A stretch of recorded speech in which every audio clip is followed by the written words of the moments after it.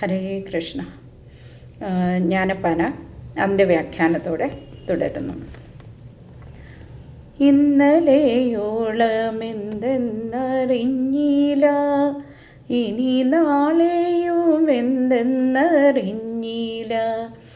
ഇനി കണ്ടതടിക്കു വിനാശവും, ഇന്ന നേരമെന്നേതും അറിഞ്ഞില്ല. കണ്ടു കണ്ടങ്ങിരിക്കും ജനങ്ങളെ, കണ്ടില്ലെന്നു വരുത്തുന്നതും ഭവാൻ. 2-4 ദിനം കൊണ്ടൊരുത്തനെ തണ്ടിലേറ്റി നടത്തുന്നതും ഭവാൻ. മാളിക മുൾകളേറിയ മന്നൻ്റെ തോളിൽ മാറാപ്പു കേറ്റുന്നതും ഭവാൻ. തോളിൽ മാറാപ്പ് കേറ്റുന്നതും ഭവാൻ. നിരന്തരമായ ഈശ്വര അനുസന്ധാനം കൊണ്ട് മാത്രമേ മനുഷ്യജന്മം സഫലമാകൂ എന്ന് പറഞ്ഞുവല്ലോ. എന്തുകൊണ്ട്? ഭൗതികമായ നേട്ടങ്ങളൊന്നും മനുഷ്യജന്മത്തെ ഫലവത്താക്കുകയില്ലേ? ഈ ചോദ്യത്തിന് ഉത്തരമാണിനി. മനുഷ്യൻ ജീവിതത്തെക്കുറിച്ച് തികച്ചും അജ്ഞനായിട്ടാണ് ഇവിടെ വന്നു പിറക്കുന്നത്. ജനിക്കുന്നതിന് മുമ്പ് താൻ ആരായിരുന്നു എന്ന് അവന് ഒരു നിശ്ചയവുമില്ല. ഇനി മരിച്ചാൽ ആരാകുമെന്നും അറിഞ്ഞുകൂടാ. പോട്ടെ, ജീവിച്ചിരിക്കുമ്പോഴെങ്കിലും കാര്യങ്ങൾ ഇന്ന രീതിയിൽ സംഭവിച്ചു കൊള്ളുമെന്ന് ഉറപ്പുണ്ടോ? അതുമില്ല.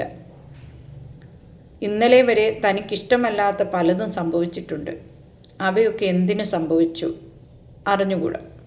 താൻ ആഗ്രഹിച്ച പലതും നിറവേറ്റാതെ പോയിട്ടുണ്ട്. അതെന്തുകൊണ്ട്? ഒട്ടും നിശ്ചയമില്ല.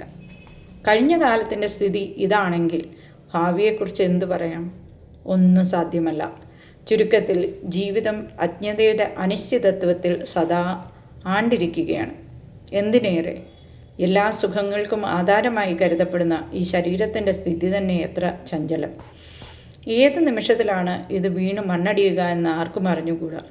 ജന്മമൃത്യു ജരാവ്യാധി ദുഃഖദോഷങ്ങൾ ഈ മാംസപിണ്ഡത്തെ സദാ പീഡിപ്പിച്ചുകൊണ്ടിരിക്കുന്നു.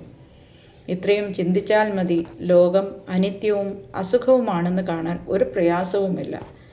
അനിത്യമായ ഈ അസുഖ ലോകത്തിനു പിന്നിൽ നിത്യമായി വല്ലതുമുണ്ടോ എന്നാരായുന്നതാണ് സത്യാന്വേഷണം. ഭാരതീയരായ ഋഷിമാർ ഈ നശ്വര പ്രപഞ്ചത്തിന് ആശ്രയമായ ശാശ്വത സത്യത്തെ നേരിട്ടറിഞ്ഞിട്ടുള്ളവരാണ്. സത്യസ്വരൂപനായ ആ ജഗദീശ്വരൻ്റെ ഒരു ലീലയാണ് പ്രപഞ്ചം.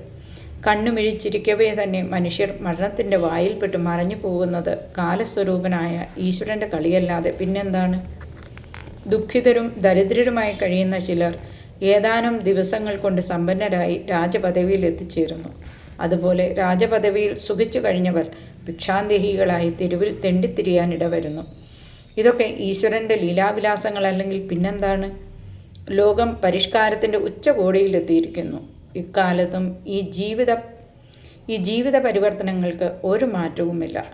ഇങ്ങനെ ബാഹ്യജീവിതം അനിത്യവും അസുഖവുമാണെന്ന് സ്പഷ്ടങ്ങളായി തെളിഞ്ഞാൽ പിന്നെ ഒന്നേ ചെയ്യാനുള്ളൂ. ഇതിൽ നിന്നുകൊണ്ട് നിത്യനായ ജഗദീശ്വരനെ സർവാർപ്പണ ബുദ്ധിയോടെ ഭജിക്കുക. അനിത്യമസുഖം ലോകമിമം പ്രാപ്യ ഭജസ്വമാം.